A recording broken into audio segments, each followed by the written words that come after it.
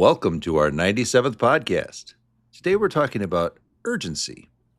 When is it helpful and when does it cause panic?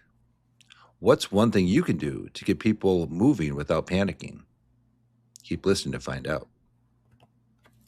Welcome to Harmonious Workplaces, a podcast about corporate culture, organizational change management, and workplace behavior. Harmonious Workplaces was started by independent consultants to explore and challenge workplace issues and to build better ways of working. It's a blend of theory and practice, grounded in real-world experience, working with organizations of all sizes across a wide range of industries. If you own a business, lead a team, want fresh ideas about the workplace, or just enjoy listening to consultants talk candidly about how to make work more effective and more enjoyable, we invite you to sit back, relax, and dive in with us to Harmonious Workplaces. Hello, Harmonious Workplaces listeners. Welcome back to our podcast. I'm Rich Cruz, an organizational development consultant, and Ben Kleinman is in sunny LA. How are you, Ben?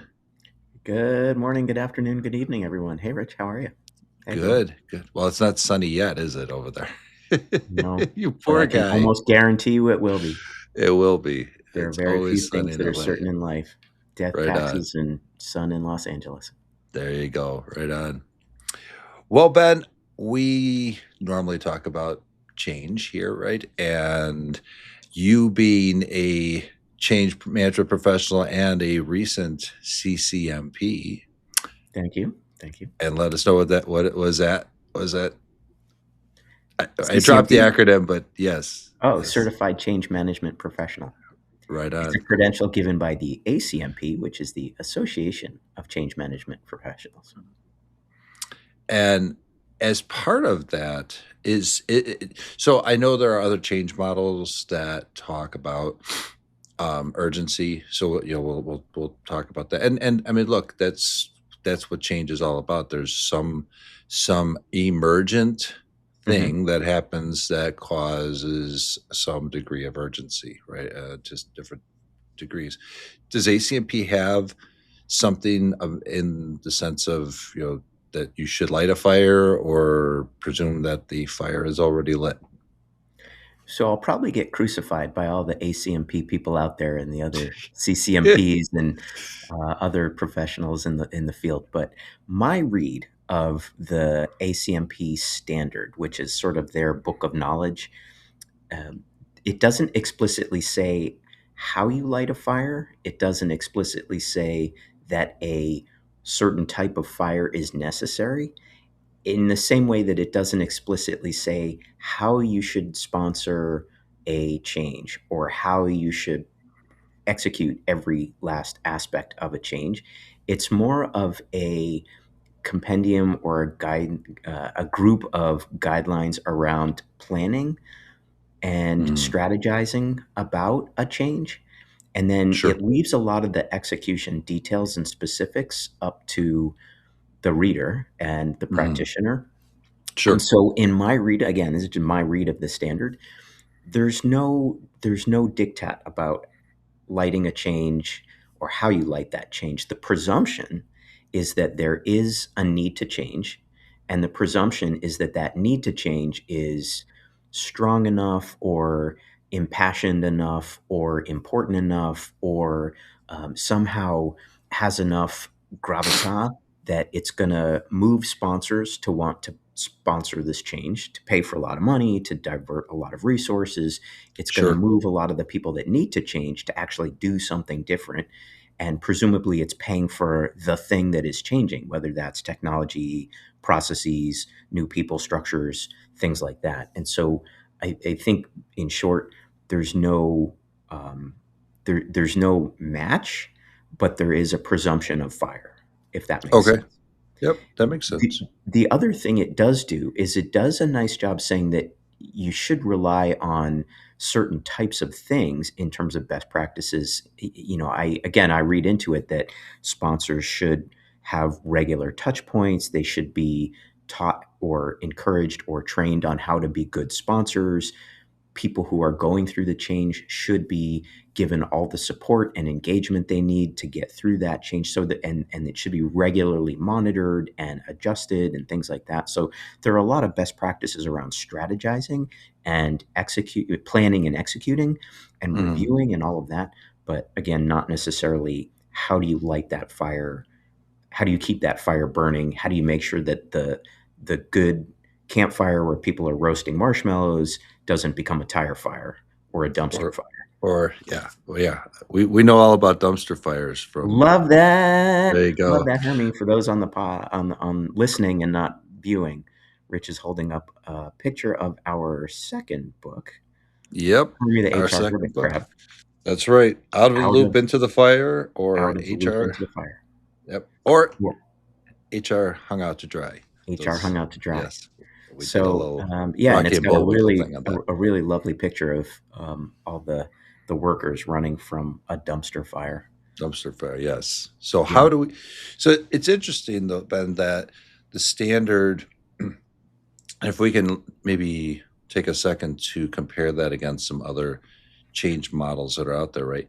yeah, Because I grew up with, but I was introduced to Cotter back in I think it was 2003 or so, right? John yeah. Cotter, Leading Change, 1996 book, and the first step of that is develop a sense of urgency. Hmm. And then I'm thinking about ADKAR, which comes from ProSci, right? And the desire part about that seems that elicits for me anyway some degree of lighting a fire, right? There's some burning portion of this. So Right, it right. And and go ahead.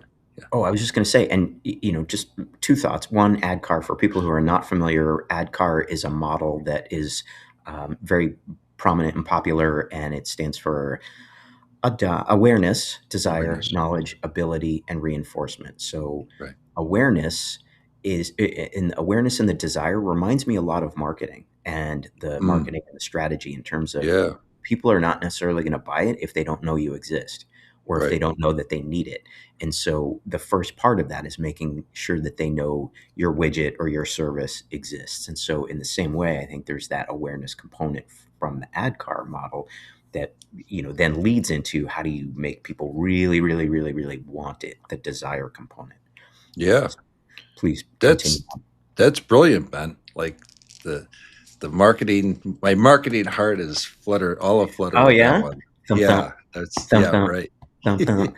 Yeah, that's I'm great. actually teaching a marketing class right now, and we'll be talking about those stages, right? But that Yeah, awareness portion and yeah, developing that sense of um, that sense of FOMO, right? Fear of missing out, right. of you not having it, or at least whetting the appetite, and of hitting that portion of Maslow's needs where you're like, yeah, I think I need that in my life, right? And it's That's it, and it's eventually getting to more than just I think I kind of need it or wow, that's a cute little widget, to more right? like I really, really, really need that That's widget. right. Yeah, Got to have it, right? gotta have it. Yeah, And it's interesting that we have ACMP standard that it talks about it. My mind it thinks yeah, it aligns with management, right? Being effective and efficient and and that planning component and then the execution of it. And then Cotter makes the distinction that it is leading change. It's not so it seems a little less management. There's some management component in it, of course, right? of Cotter, But you it mean? is for Cotter, right? Yeah, but it is about getting the stakeholders excited about it, and then so creating the sense of urgency. But then you create a guiding coalition, and Mm, then you set sure. the vision, and so there are 8 steps to it from his model, and Hmm. it seems ADKAR kind of brings both of those together to some extent because there is this. leadership component, right? The awareness and the Mhm. desire stage, but then those other portions of it speak to me of management, right? Developing the knowledge and the abilities and making Right. sure that this thing's going to be effective. Right. So, yeah, The ACMP standard does do a fair bit with strategy. It right, doesn't necessarily spell out how you strategize, but it does yeah, do a fair bit trying to expand out there is a strategy, and it very much says we're not going to be your strategy plan. We're going to sure, tie into whatever the strategy is, whatever rationale you have for installing a new IT system or whatever that change might be. sure, We're going to whatever tie it is. into it to help you enable that, and we're going to focus on some of the things around why are you doing that? What's the lay of the land? Who are the players in this space externally, internally? What is the culture like internally? What is the environment like externally? All of these great things that tie into more of that leadershipy strategy thing. So there is Yeah, a component of that, but it's not telling you how to do the strategy in the same way that a marketing plan would help you with that. Like, sure, why are we going to market? Who's our customer? What are we right, doing this for? How are we going to yeah, extract value out of that relationship? sure. And that, yeah, that like persona development and all that, Hmm. is in the marketing part of it. Yeah, it I don't yeah, it is somewhat in that in some of the other frameworks, where we're establishing who's going to be impacted, right?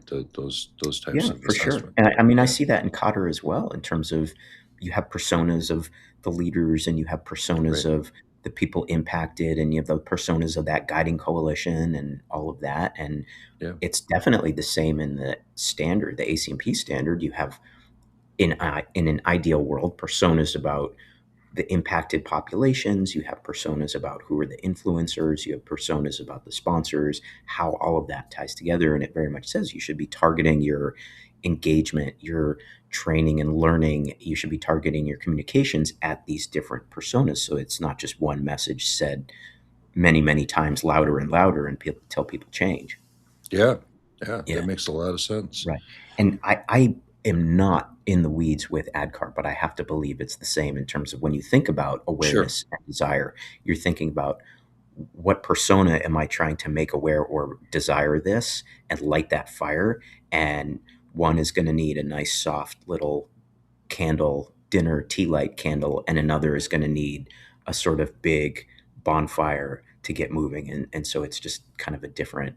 I would think that in ADKAR, it's just you understand that there are different audiences or Yeah, different size marshmallows that you need to roast. that makes sense. Um, let's do this. Let's take a quick break. Okay. When we come back, let's Yep. jump into Um, well, let's just talk a little bit more about this, right? Because we teed this up with how do we prevent panic, how do we reduce Yeah. fear, and all that, right? Yeah. So, yeah, okay, we'll be right back.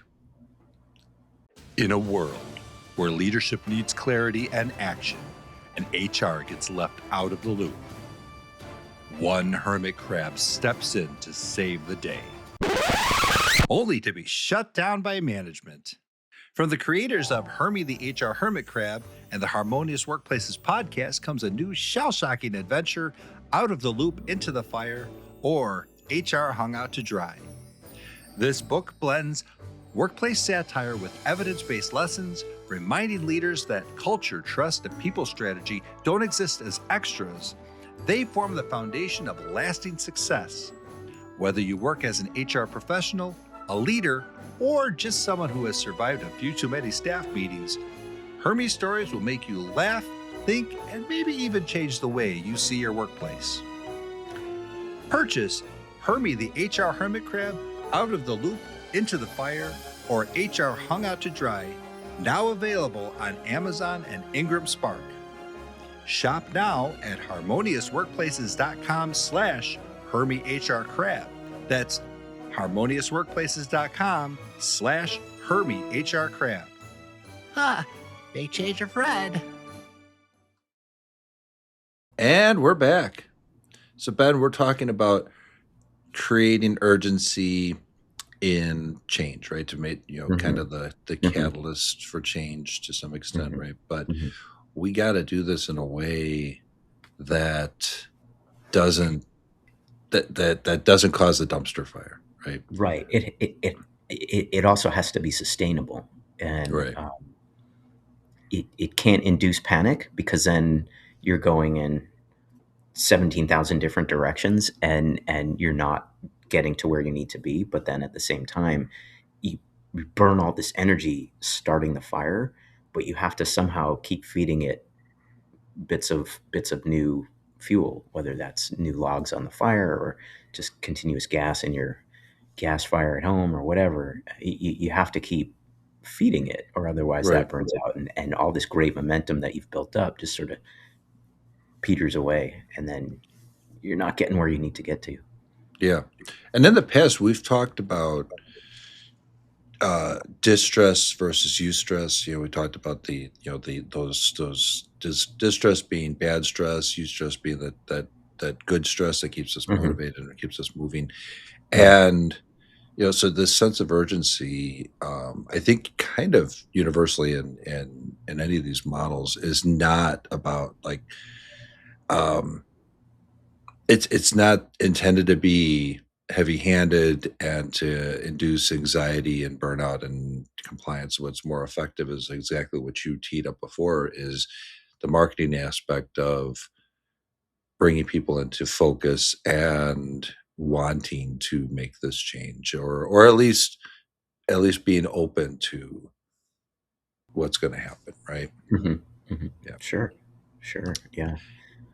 I don't know about you, but I'm starting to see a little bit more over the last several years attention to leaders and managers being more cognizant of monitoring for and trying not to overly stress. So they want some of that good excitement and enthusiasm and people being energized about a change, but hmm, they want to, there's starting to be a sense of managers and leaders not wanting to overly stress people, so that that creates more tailwinds and drags people um, from headwinds, I should say, creates more headwinds right. than Okay, gotcha. Yeah, than you would want, and drags people down, and just kind of causes people to spin and not make progress, if that makes sense. right, sure. And part of that seems to come from some degree of um, building self-efficacy, right? The confidence to be able to do what needs to be done, and that Hmm. comes from knowledge. That comes from the ability to take that knowledge and turn it into Hmm. ADKAR's ability, right? Hmm. Or um, Yeah. does the ACMP standard have some degree of that component to it? Which part of Uh, that? the kind of the L&D. Well, I don't even want to say L&D part, but the part where we're having people feel like I can do this, building their self-efficacy, building their confidence through. I mean, it could be training, could be coaching, it could be whatever enabling activity needs to happen to Hmm. have that behavior change. Again, this is just my read of the ACMP standard, but Sure, it doesn't specifically get into how or the details of what you're doing as far as stakeholder engagement, or as far as learning and development activities, or as far as what you're saying in your communications or sure. how you're communicating. It just says you need to have these things. You need to monitor these things. You need to think about your audience. You need to think about when you're doing your stakeholder engagement, or when you're doing your communications, and how you're targeting those to your personas that we were talking about, or your audiences that we were talking about. So it doesn't get into the weeds of stakeholder engagement or learning and development training activities in terms of here's how you light a fire and create enthusiasm, or here's how you want to keep people going and excited about a change. It just doesn't prescribe that in the same way that Well, maybe and that other makes models sense. do. Well, but that makes a lot of sense, right? Because you do have so many different personas. You do have Yeah. so many different, industries, and then even the within the industries, the different types of changes that are happening. How can you Right. prescribe Right. some specific way of handling this, right? So that Right. makes a lot of sense. I don't know Yeah. if any of the models really have anything like that, Right. right? But like most of the models, I assume other models are similarly set up such that it does say these are the components you should think about when you think about a change, when you start planning a change, when you start Yeah, executing a change. It's almost like a really fancy checklist or a very detailed well thought out, thoughtful, and intentional checklist. sure, Oversimplifying greatly and grossly, and apologies to those who wrote the ACMP standard, but it's essentially trying to say these are all the things that you should do to make a change, to give your change the best possible chance to go well and go successfully and stay right, embedded once the change part of it is over. Once whatever you're implementing has been implemented, the change will likely continue for a lot longer. People are going to continue to need that reinforcement. New hires will need to understand what's the new way of working, sure, those kinds of things. sure. Yeah. This makes me think about we did an episode. Oh boy, it was a long time ago, Ben. We'll have to go back and take a One of look our at it. prior 96 That's right. episodes, Yes, it Professor was, Cruz. and it was early on, but we talked about some different levers that can be pulled within the process. And that actually came from a Harvard simulation Mm, exercise, but it continues that sense of urgency, right? So there's certainly, well, we have to get this done, and mhm. and that's of course going to, when we've talked about the different change curve Sure, models that are there, right? sure. Bridges and Kubler Ross and some of the other ones, right? So Mhm. um, but how do I put this? The idea here is that beyond just the awareness and the desire part, right? In order to keep that sense of urgency going and have people, reduce have that use stress, it seems like we need to take whatever knowledge and skills that they are accumulating or need to accumulate and turn that into some level of performance where they feel like they have some agency. Like, in other words, Mhm. they can Yeah. feel that they are helping to enact the change and are rewarded for doing Mhm. that in some way. Does that make sense? Yeah, absolutely makes sense. And we've talked about how important it is for people to co-create a change, for people who are Right.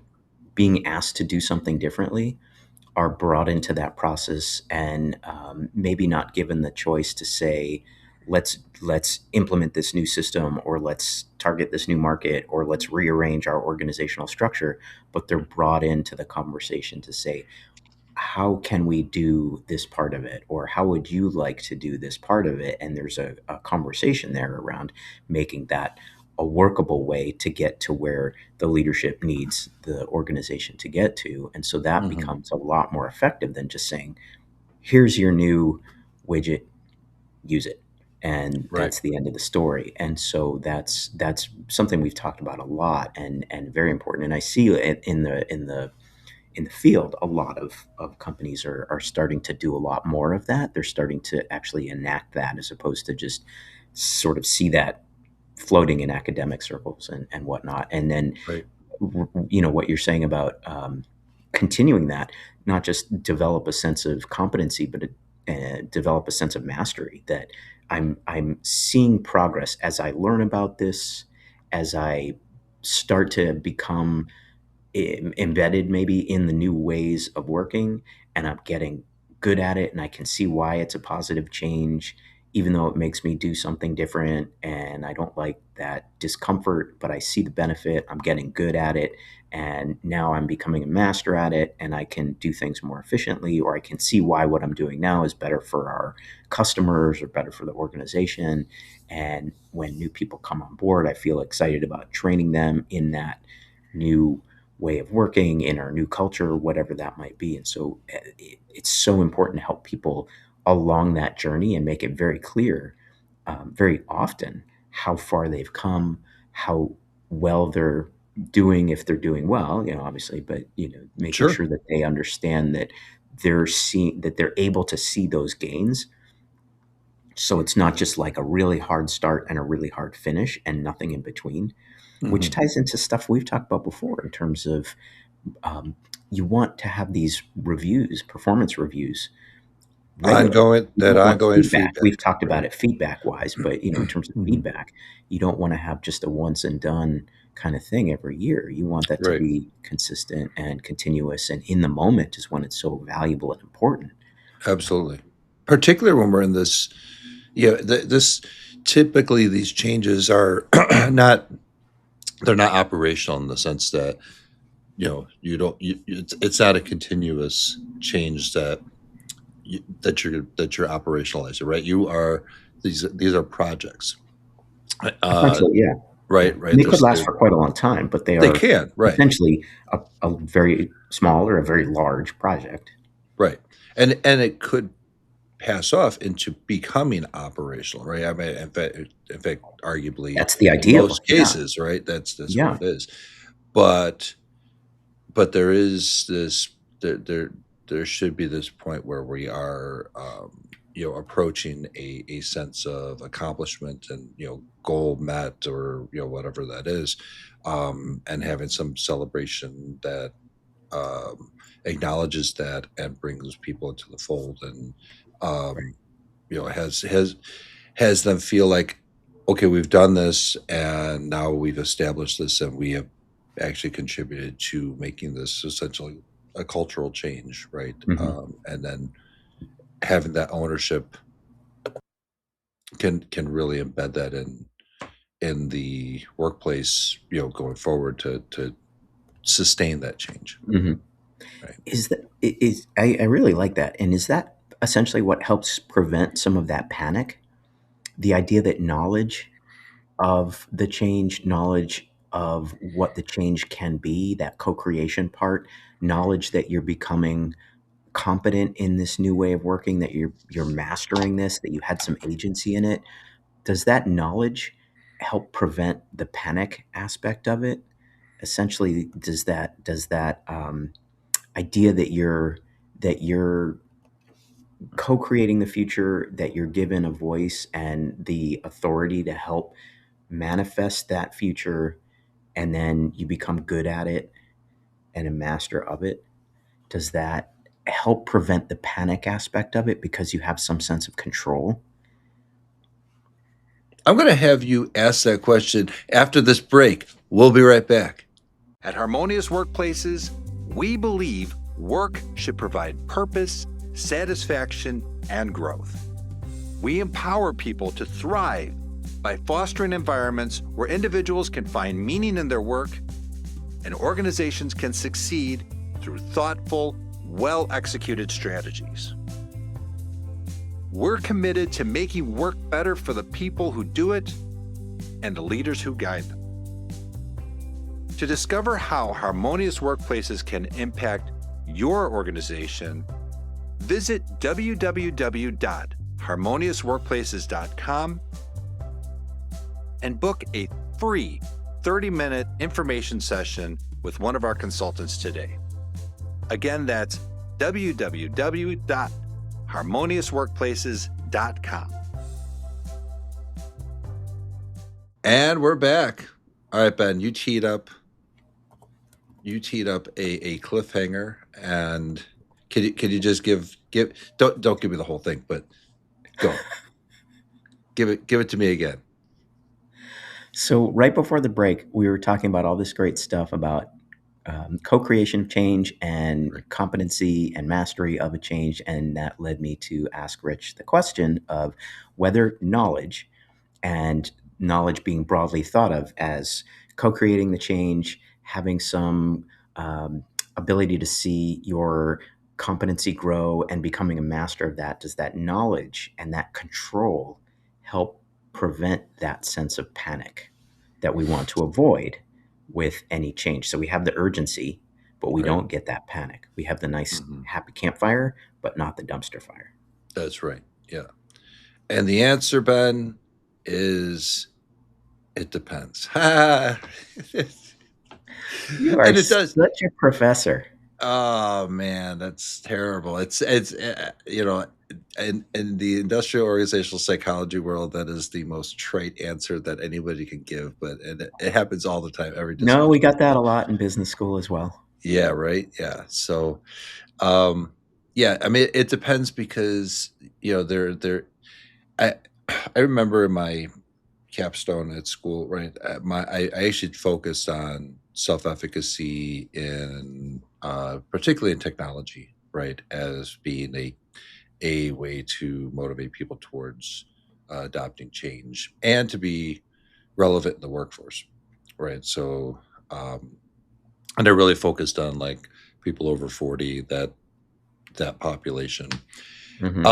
But I think it stands and the research as well as experience supports that there's this degree of knowledge that we build, but it's more the skills and abilities, and then our ability to use that to have the the agency to do what we do in the way that we um, have been trained to do it, right? So like we need to feel confident in our skills and abilities to be able to masterfully, as you put it, masterfully do the job, do the work, right? It's when we that self-confidence breaks down, or when we feel like we're able to do this, but it's not making an impact, right? It doesn't have the meaning and purpose Hmm.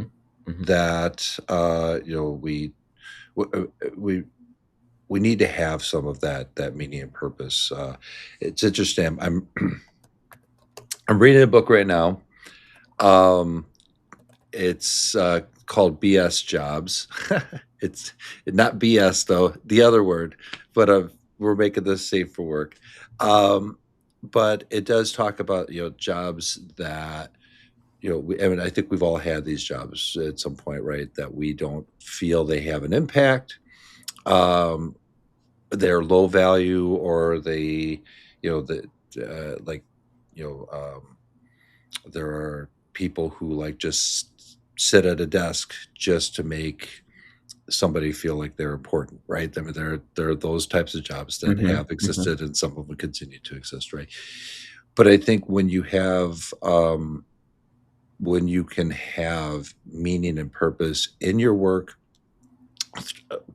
and by virtue of this change that has happened and the urgency of that change, um, and have that sense of accomplishment and the sense that I have had the agency to be able to Yeah. do this thing, Yeah. right? It can do wonders to keep people going, right? Hmm. Uh, Hmm. yeah, yeah, Hmm.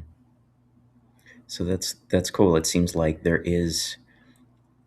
I don't want to start summing this up. There are ways to have a sense of urgency or create a sense of urgency that are healthier and more sustainable right, than others by the co-creation, inspiring people to a vision. We didn't really talk a lot about that, the vision, or inspiring people to believe in that vision, but right, we have been talking about how you get people to buy into change and keep that change sustainable in terms of that co-creation, the autonomy, the control, the mastery, the self-efficacy, all of that. And I think maybe where it comes into a little bit of that social aspect where people feel like they want to be part of an in-group or they see others and they want to participate in that. They don't want to be pushed out or left out in that out group.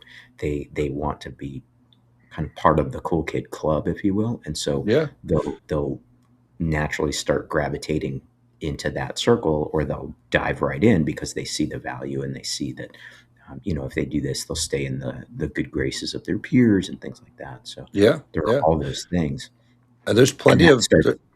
Yeah, go ahead. I was just going to say there's plenty of research and anecdotal information to show that people who um, we're social beings, right? And so Hmm. Hmm. um, there are studies in like the prison system, right, where people would prefer to be doing the hard labor and being with other people, um, even though they're paid very poorly or not at all, right, in what they're Yeah. doing, but there is some meaning in to the work that they're doing, and they're doing it with other people as opposed to being in solitary confinement, right? That where there's actually physiological and psychological changes that happen, right? So when we're feeling isolated, not part of that group, when we're feeling like we're when we're feeling like we can't do this or we're not contributing, right, to this, to some sense of shared meaning, Hmm. that's when the disengagement oftentimes happens, and Hmm. uh, we start to lose people through either attrition or, again, we're lacking employee engagement and organizational commitment, and Hmm. Hmm. things like mistakes, safety issues, Yeah. other types of quality issues start to occur, or worse, you could even have things like sabotage and all that in the worst case scenario. The Luddites of the world. Right. Yeah. Rich, I'm kind of curious, and we started touching on it a little bit, but maybe you could share if you have any good examples of how you sustain that. If you have a change that's a longer initiative, how you sustain that, because a lot of these things that we've been talking about take a lot of energy, They do. personal energy to stay involved, to get involved, to stay involved, to keep learning, to keep growing that sense of competency. They take a lot of intrinsic motivation, which has an internal cost, and we've talked about that on prior episodes. They take a lot of organizational energy in terms of consistent sponsorship and motivation and the dollars that companies throw at making all these things happen. Have you seen ways where this has worked really well, where either leaders or managers are able to sustain a longer change in a way that's healthy and sustainable? I mean, a couple of, and this is by no means any exhaustive list of anything, Yeah. right? But No, that's just a um, couple examples of what you've seen yeah, work well. yeah. One thing is when uh, you can support progress with data, right? Especially when you can have a baseline of where we started before this, and through the change, you can show people, hey, we've look how far we've come, right? We look Hmm. what we've accomplished from here to there, and usually you're going to see some regression over time of some improvement, and that Hmm. improvement can be the level of adoption or the level of self-efficacy that people feel, right? So get, like you said, that feedback of getting um people's sentiment as well as their performance level, right? From training to their performance and the online or the on the job training, coaching, and that type of stuff. That's that reinforcement layer and Kirkpatrick's model of training and evaluation. I think that um, that goes a long way, right? To show the data, right? But the second thing is to also be able to tell stories, success stories of what has been accomplished beyond the data, right? Some of the we highlighting certain characters that are in Mhm, players within the organization or teams that have mhm, contributed, right? mhm, There's a lot to be said for that kind of go. So we tend to crave in the West, we tend to crave individualism and individual accomplishment, but there's something to be said about collectivist type of acknowledgement too, right? This group has who consists of these individuals, right, has done this, and this is what has occurred, and so having that acknowledged by a leader or having that even published somewhere can oftentimes go a long way. mhm. Yeah. And then I Oh, think the another quick thing, if I could add this into there, of course, yeah. um, linking the uh, how do I put this? Linking the pain that we had before, Mhm. the thing that caused the urgency, to some it's almost like when you have that pain scale of the frowny face to this happy face. If we were at frowny face, maybe we're in middle face now, or something to that effect, right? So gauging that, I guess that's both data and storytelling, but Yeah, to be able to show that we're making that kind of progress, I think helps. got it, got it. I really like that. That's great. That's great. It How ties about into you? so much of what we've been talking about today. Yeah. How about you and your experience?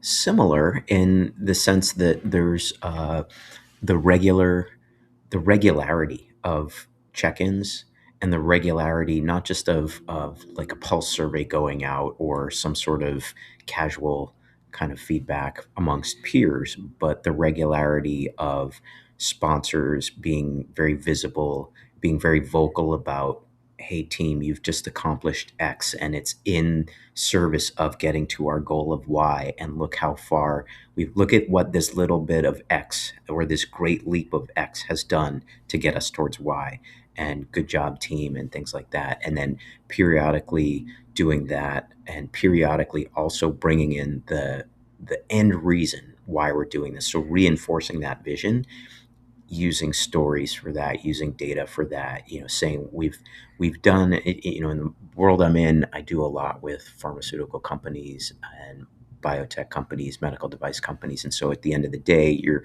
doing something to benefit a patient, to keep that Sure. patient alive or make their quality of life a lot better. And so when a leader is able to show with even just one person's story, one individual story, if we brought this drug to market and it saved this person's life, that becomes very real for people. And you can't lean on that every day, but as you do that periodically, it helps sustain that longer vision. And then the regular check-ins on how you're doing, how's this team doing, how can I as a very senior person support you, do you have the resources you need, do you have the cover you need to make bold choices, things like that. Those kind of things go a real long way Yep. Yep. I for agree. people on the ground. And then Well, just having that the manager person who can look at stuff and day to day, it's very easy day to day to get kind of dissociated from that longer term and the vision and the why. And a lot of times people just get very naturally caught up in, I'm just trying to do this and it's hard and I just want to get it done this way. And other people are saying, well, it might not be the best way.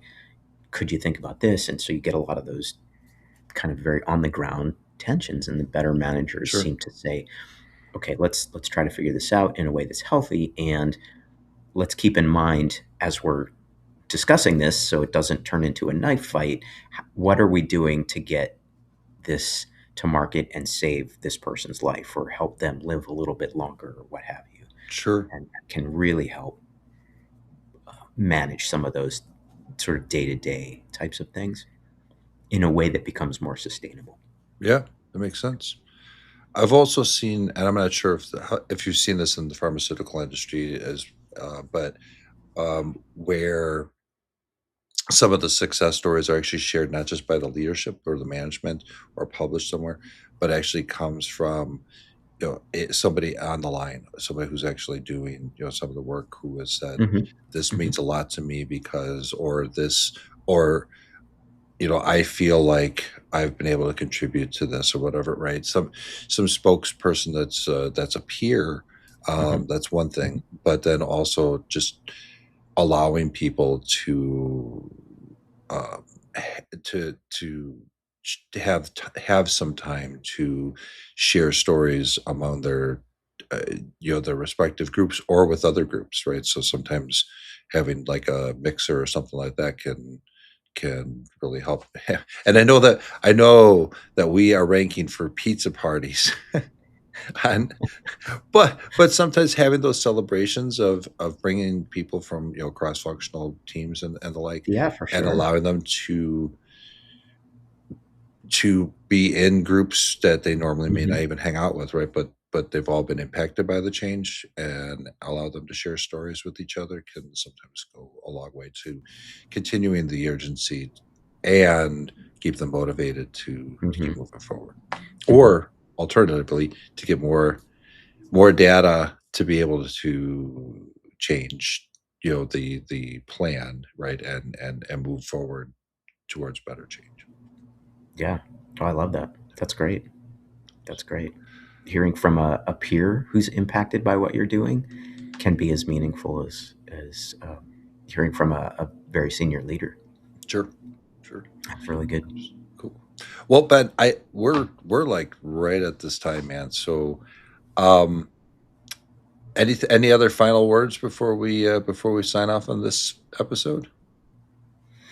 No, I think we've talked about a lot of good things. I think, in terms of our headline question, what's one thing you can do to get people moving without panicking? We've I think talked a fair bit about that in terms Yeah, of having that vision, making that vision real and tangible for people, and in using that to inspire people to change. And then, as we've talked about before on other shows, the co-creation, the engagement, and the building of competency, the building of mastery, that self-fulfillment or self-efficacy, as you rightly call it, and then tying that into the data and the storytelling, and doing that on a regular, repeated kind of cadence, really can help sustain these things and not turn them into panic attacks or dumpster fires or things like that, and it can right, be very healthy and sustainable. So those are all real good, real good. right on. Sounds good.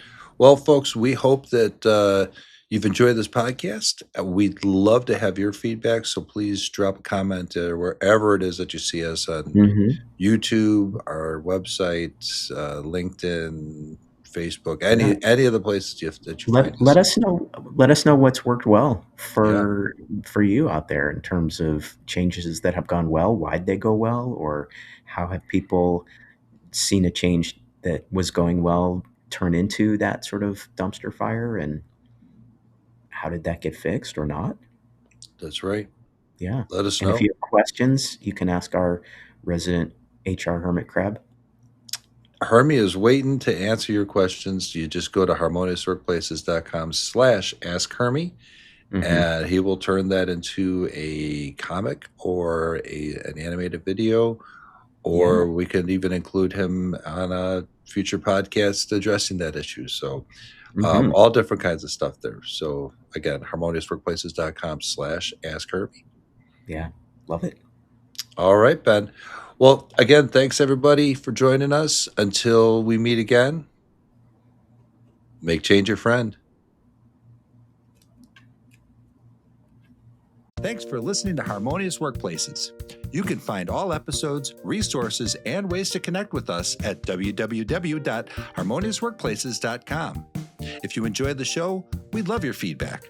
Please rate, review, share, and subscribe on whatever platform you're listening on. And don't forget to add Harmonious Workplaces to your favorites so you're notified when new episodes are released. Again, visit us at www.harmoniousworkplaces.com.